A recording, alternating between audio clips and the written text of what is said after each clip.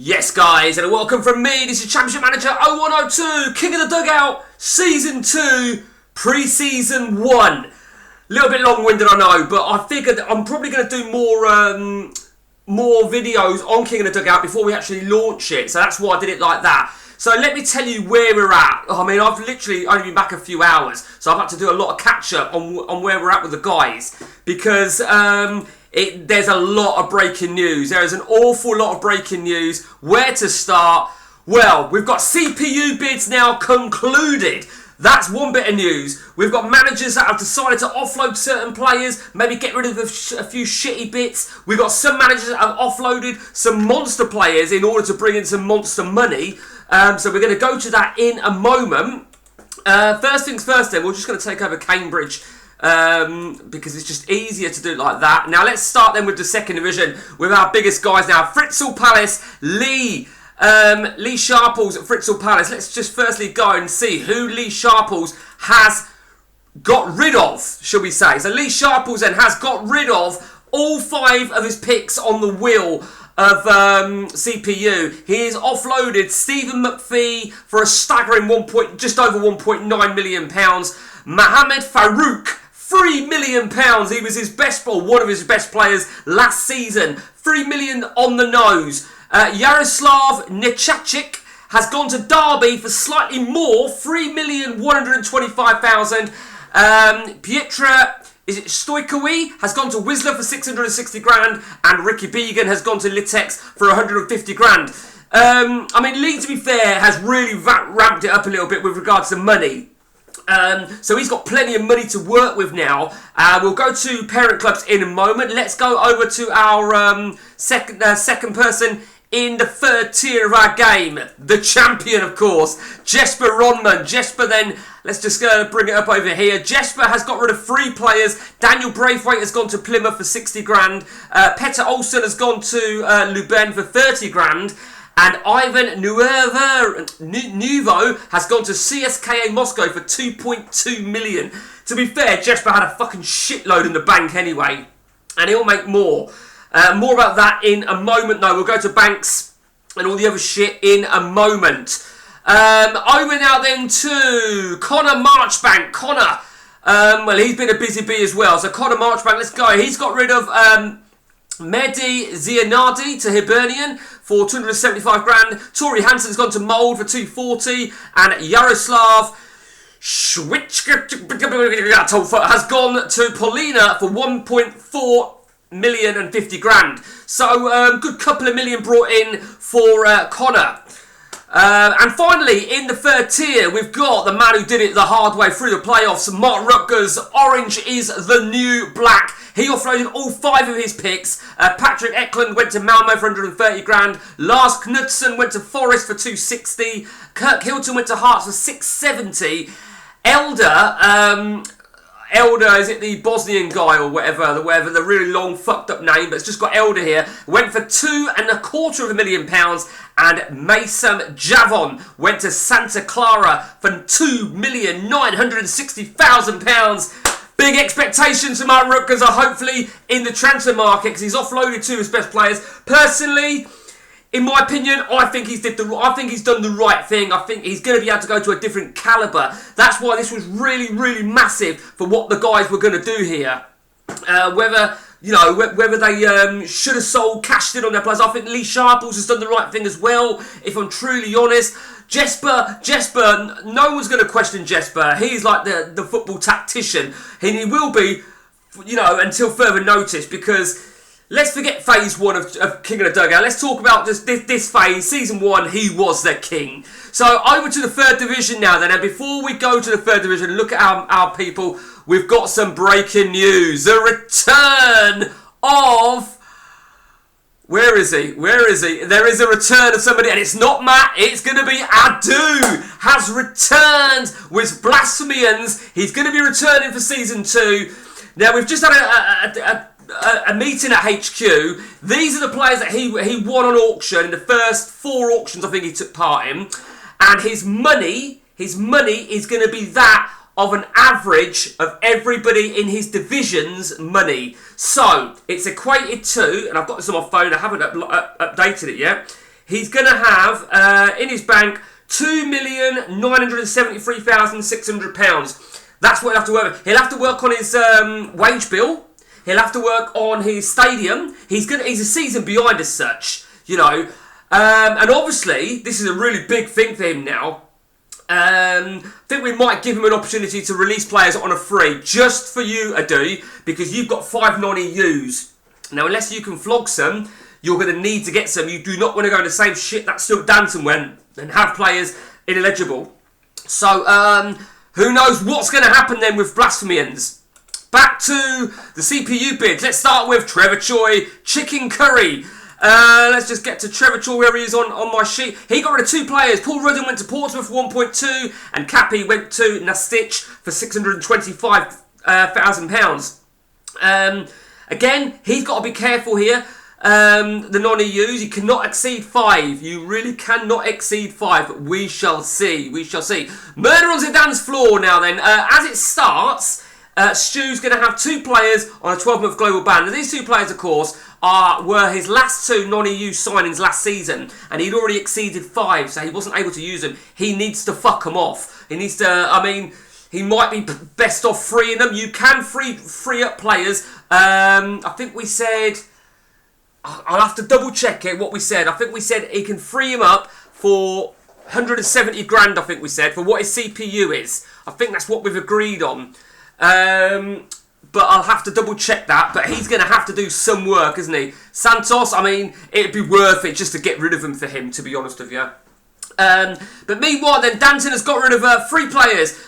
Kristen Finnbogason has gone to Genoa for 220. Guy Branson has gone to Rotherham for 375. And Gift Uraga has gone to Rennes for £1,025,000. Next then, we have got the Sunday Strikers, Big Phil. Big Phil has offloaded all 5 of his players. Tony Roberts went to Wigan for 140. Alexi Bagger went to Le Havre for 770. Michael Foley Sheridan went to Bolton for 1.275 million. Gonzalez Suance went to Boa Vista for 1.375, and Neil Somerville went to Telford for 26,000. One surprise one I feel from Big Phil was letting Alexi Bagger go. You know, I think Alexi Bagger's a great player. Maybe it was a non-EU concept. Maybe that was the case. These friendlies will not stay in there, of course. So, who knows? I mean, let's just see what he's got now then for... it says 26 players and he's got 2 non-EUs. So, I don't know, maybe because it was that. Who knows? There might be a method... it might be a method that he's playing at. Over to St Helens Town. St Helens Town, our very own Almo. And... let's just see now then who we got. He got rid of 3 players. Paul Shepherd went to Yeovil for 28 grand. Johnson went to Norwich for 350, and Kim Kun-chul went to Roda JC for 1.5 million, just a little bit over 1.5 million, 1.550. So, and he's been a busy bee. He's been a very, very busy bee, and he won't mind me telling you what I'll tell you in about 5 minutes because he did write it for everyone to see, but I will emphasise on something, a very tactical thing from our very own Almo, something that's very, very impressive. Miss Roldan in FC, Wayne Chester. Well, Wayne Chester offloaded only 2 players. Peter Keane went to Orient for 90 grand. I actually changed Orient to Rushden and Diamonds, I should say, because Leighton Orient were one of the clubs that one of our managers replaced and renamed. So I sent him to Rushden. Jamie Robinson went to Falkirk for 235. Surprisingly for me, I thought Wayne would offload a few more players, even players that might have done well for him, because he needs to just restart the whole game, essentially. You know, we shall see. I mean, he has got some good players. I just think he needs to look at his tactics side of things. I mean, albeit they're not the greatest season 1, but Shane Tolley and Cherno Samba are fucking great. You know, they are real good players, but... can they perform season 1 is another question. There was an offer for Samba, I think, though, but he opted not to get rid of him, which is fair enough. You know, he is the boss. Over to... who else we got left now, then? Is that it? Is there nobody else left? That is it, isn't it? We've been through everybody. Yeah, we've been through everybody. Okay, so... let me now tell you... I can't show you this. Let me now tell you what our finances are like. We're going to start with Almo. Almo has already been busy on the stadium expansion, and he's pulled off a beauty. And this is an opportunity for others to take it on board. He has spent a staggering amount of money. His capacity is 22,000. He had the biggest capacity at the end of season, or during season 1, of 7,000, which of course meant he was making more money on home games. He's now increased it by an additional 15,000. And, he knows he's going to make some decent money. And he's bought it whilst he's still in the 4th tier of football, which meant he's got it cheaper. He's got just over £2.1 million in the bank. Lee, Fritzl Palace, has also been busy within the stadium upgrades. He's built his stadium to 5,000 now. How important that could be for you, Lee. But Lee, with selling all his players and key players, remember,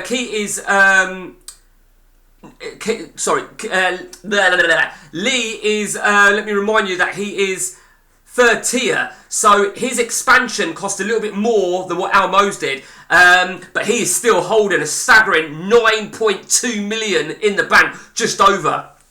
They're the only two that have done any work on their stadium so far. Now, Chicken Curry, Trevor Choi has got just over 5.5 million. Big Phil, Sunday Strikers, has got just over 6.1 million. You'd expect Big Phil to spend some money on his stadium. He's only got a 1,000 starting capacity. Murder on Zidane's floor, Stuart Danton has got 4.5 million in the bank.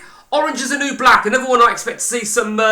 he's got a problem, actually, because he's in the 3rd tier now, Mark Rutgers, and he hasn't built his stadium at all. Neither had Lee, to be fair, so I'd say we're going to be... Because let me remind you that no player can go into the Premier League with a stadium of under 10,000. Let me remind you that. Let me remind you that, Mark Rutgers. Okay, so he's holding 8.7 million, just under, a little bit shy of 8.8 million. The king of money, as well as the king of every fucking thing else, AC Runmansion, Jesper Ronman, is holding a staggering £12.4 million, just over a stadium of 3,000. He'll probably build, I'm sure, as will Connor at Football Heritage, holding just over 6.1 million. And finally, Oh Miss Rongan NFC, Wayne is holding around 2.7 million. I'm not sure if we'll see anything from him, because I think he needs to use his money on his squad. It's going to be very, very interesting to see what's installed, particularly from Jesper. We shall see. We're going to see this, aren't we? We'll see what's going to happen here. So I've still got to update a few things here and there. Now let me tell you about what else is happening, because our parent clubs are done and dusted. Now then, let me remind you how the parent clubs works. Every team has been assigned a parent club, and any players in that parent club, it's all done by the spin of the wheel from our very own Mark Whittaker. Any players that are not needed or prosperous and they fall within the current ability window, they could join. They have the option to join. So Almo, his parent club for this season is Hanover 69. Now, of course, Almo's still in the 4th tier of football, Division 3, so he can go up to a 120 CA. So Mark's going to have already sent Al, hopefully, a list of players that he can choose from. He might have a list of 5-6 players, but he can only choose 2 players. We shall see. Trevor Choi has got Blackburn Rovers as his parent club. We shall see. Philippe has got Middlesbrough. Stuart Danton has got Racing Genk. Wayne has got Bursaspor. Now that's is it Bursaspor? Are they the Turkish team, aren't they, I think? But the problem he's got is they're non-EUs. It's the luck of the wheel. Lee has got IFK Gothenburg. And I've already seen a little rumour who he has got. He has got Hakan Mild. What a fucking player. He's just scraped in. So I'm just speaking with Mark here. Mark is going to assign Adu a parent club at some point, because I haven't got his down yet. Meanwhile, Mark Rutgers has got FC Copenhagen. Jesper has got Cruz Azul. And Connor has got Tottenham. We shall see. Oh, do you know what, right? I'm just reading a comment, yeah. So I'm reading something from Stuart, and he says, I was quite excited when I got that I had Genk. It turns out that all 13 players that are available are absolute dog shit. How do I put this? Anyway, yeah. So, The next step of the gaming, guys, our managers have plenty of time to choose who they want. Personally, I wouldn't choose anybody yet. But what I would be looking at now is your P2P deals. That is what's going on. P2P deals are going on. And now... Oh, so I'm just looking at parent clubs now. Jesus Christ, what the fuck? That was me. That was me. So yeah, it's all about P2P now. So this is an opportunity. Now, we altered a few rules on this. So, particularly with Adu in the game. So let's hypothetically say Jesper's feeling generous. He can fuck this guy off, who I've never even heard of. Z for short. He can fuck him off on a free transfer if he wanted. Oh, did we say free transfer, Mark? No, I don't think we did. I think at least half of his value, something like that. But it's a good opportunity. I mean, he'd want to probably sell him on a free transfer than free him up. So going back to Stuart Danton, you know, I don't think Adu's going to want to buy players that are non-EU, but Danton, you know, he might want to offload someone for peanuts instead of paying to get him released. Who knows? Who knows? But that's where we're at, guys. And I think, let me remind you that we've got assistant managers, although somebody asked the question, can we have a difference in assistant managers this season? And it's very difficult. So last season, as you can see, Jesper's was Sachi, and I can't do nothing about. I mean, it means that the holiday mode is very flawed in CN. It's just really just from a fun element of it, to be honest with you, having it like that. Let me remind you about Jesper Ronman. He will be in the UEFA Cup next season. That's why he's got so much money, because he was given an additional 4.5, I think it was, Winfield for qualifying for the UEFA Cup. So, and he's going to make more money in that, you know. Let me remind you, not that it makes any difference, but in terms of the game, they've all got 25,000 all-seater stadiums, and they've all got plenty of money. Wayne has messaged me asking about new contracts. Throughout the season, guys, you can offer a new contract to anyone you want. There's no need to at this point, because it's, as you know, it's a brand new save. I know a player might become unhappy because he wants a new deal, and if that's the case, that's fine. I'll offer one, but there's no point in looking at that at the minute. There really isn't. So just looking around now, then at my what else we got going on? We've got let me look at season 1. The out contracts has all been... so the Bosmans... the Bosmans. So let me now run through with you who got who on the Bosmans. And probably should have recently gone to this, shouldn't I? So let's start now then with Fritzl Palace. Lee brought in 2 players on the Bosman. Let me remind you that some of the Bosmans collapsed due to certain clauses not being met. More about that in a moment. But Lee... because he got promoted, this was a massive, because if he failed to get promoted, he wouldn't have landed his player. Seth Johnson, what a fucking player Lee has got there, and he's got him on a free transfer as well. Lee's done some really good business, and he also brought in a guy called Emmanuel Calayo. Where the fuck is he? What position is he? I can't remember. What, is that him? And he's not too bad, to be honest with you. Football Heritage have brought in Edgar. Let's go. Whoops, daisy. Let's go back to. He's brought in Edgar. Looks decent. I think he looked a bit better on the previous test save that I did. And he's also brought in a John Utaka. John Utaka. So, and he's a non-EU, of course. So, you know, he's going to have to take that on board. He really is. Over to our champion. Jesper Ronman has brought in 2, Martin Taylor. Now, let me remind you guys, and I'm saying this on Martin Taylor for a reason, because I looked at him and I thought, is he going to play him? No one, in fact, he's not actually that bad. You cannot sell a player in P2P deals that you've only just got. They've got to have at least a season with you. So don't get any funny ideas, champ. Martin Taylor arrives at the Champions along with a non-EU... Where is he? What's his fucking name? It's this guy here. Kamuna. He's a decent player. He's a fucking decent player from our champion. He really is. Let's go now then to the 4th player in our division. And that is Mark Rutgers. He has brought in Simba Marumbo. I'm reading it from the side, but where's his fucking name is beyond me. So, there he is. Simba, right, okay, and he's not that bad actually. He's got some good attributes in the right areas. So we shall see with you. Let's now go to, we've done them. Let's go to St Helens now then. Almo got a couple of players in, and let's have a look now then. He brought in this guy here, Gorka Laria. Again, you know, finishing 20 on this preview save. We'll call it a preview save. Of course, it can change. He's not too bad at all. And he also brought in Evandro. I don't know how good Evandro is. I think he looks like a shower of shit, as the truth be told. So you're stuck with him. And he's a non-EU. He is a non-EU. Now, that's, you know, that's the way it goes. You know, he could load up really good when the time is right. Who knows?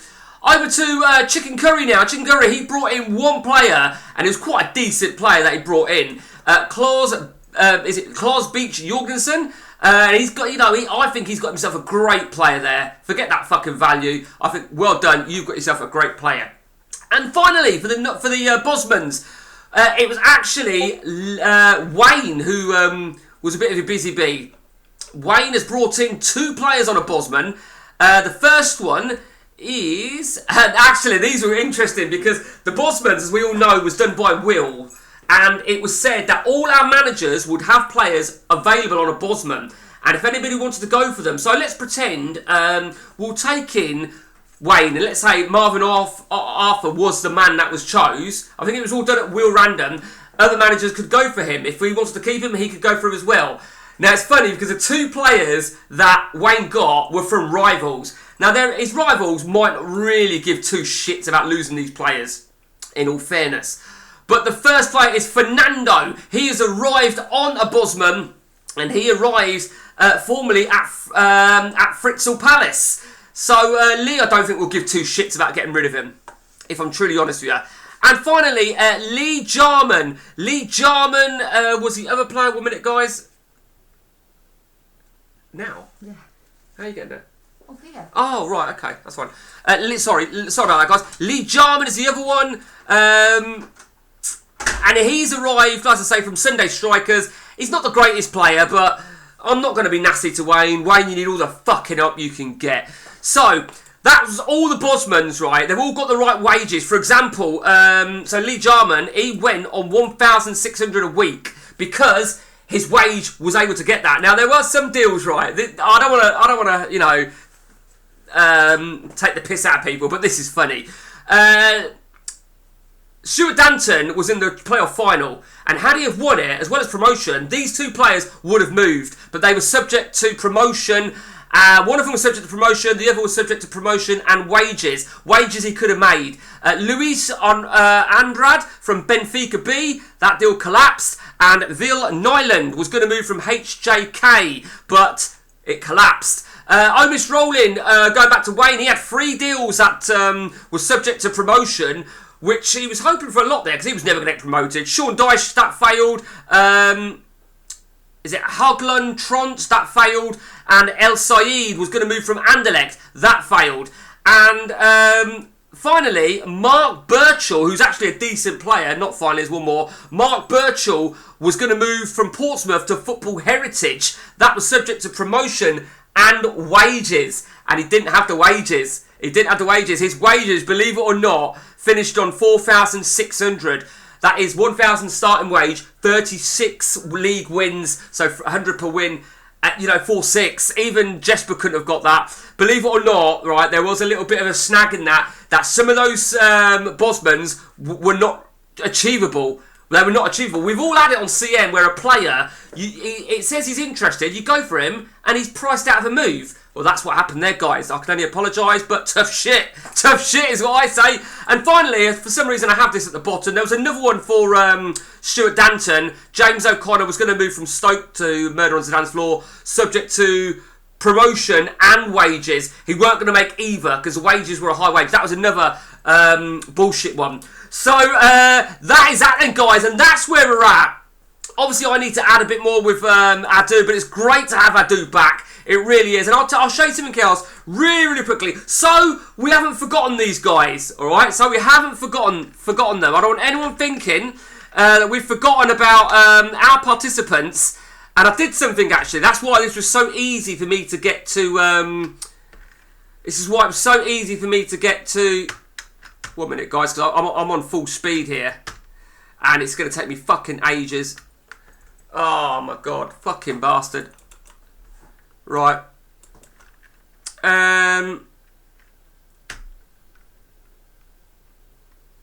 Oh, can't get to it.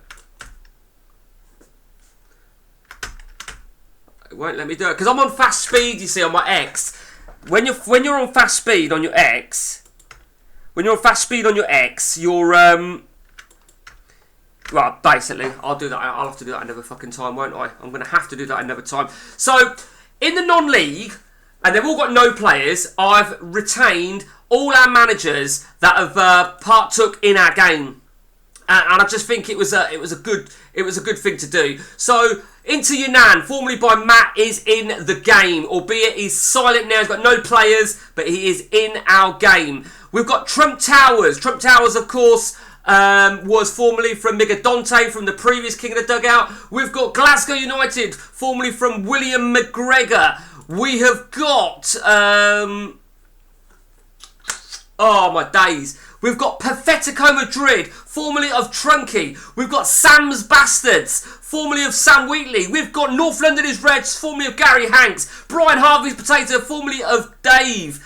We've got Dunthorpe, formerly of Ross. You know, I wanted to sort of like keep them in like silently because you never know, they might pop up, but they have no players. They have no players. They have a standard amount of money. They have a standard reputation, and it's all good. It's all good. So that's it from me, guys. Oh, and until next time, take it easy.